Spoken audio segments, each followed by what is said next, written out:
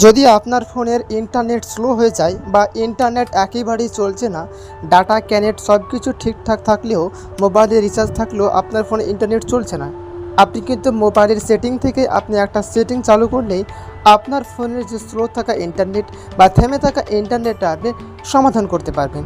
কিভাবে করতে পারবেন সম্পূর্ণ ভিডিও স্টেপ বাই স্টেপ আলোচনা করব। ভিডিও ভালো লাগলে অবশ্যই চ্যানেলটাকে সাবস্ক্রাইব করে পাশের বেল আইকনের নোটিফিকেশন অবশ্যই অল করে রাখবেন।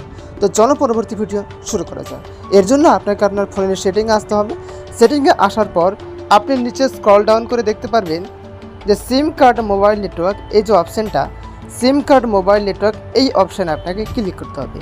এখানে ক্লিক করে নেওয়ার পর আপনার ফোনের যে ডাটা, মোবাইল ডাটা, কলস, SMS যেটাতে আপনার ফোনে রিচার্জ রয়েছে, যেহেতু আমার এখানে দুটো সিম রয়েছে সেহেতু আমার যে সিমে রিচার্জ রয়েছে সেই সিমটাকে আমি এখানে সিলেক্ট করব।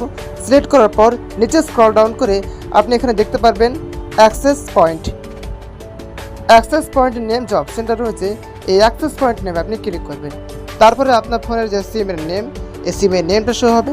এখানে যে থ্রি ডটটা রয়েছে, এই থ্রি ডট আপনি ক্লিক করার পর রিসেট টু ডিফল্ট যে অপশানটা রয়েছে, এই অপশানে ক্লিক করলেই আপনার নেটের ইন্টারনেটের সমাধান হয়ে যাবে। ভিডিও পর্যন্ত। ভিডিও ভালো লাগলে অবশ্যই চ্যানেলটাকে সাবস্ক্রাইব করে পাশের বেল আইকন অবশ্যই অল করে রাখবেন।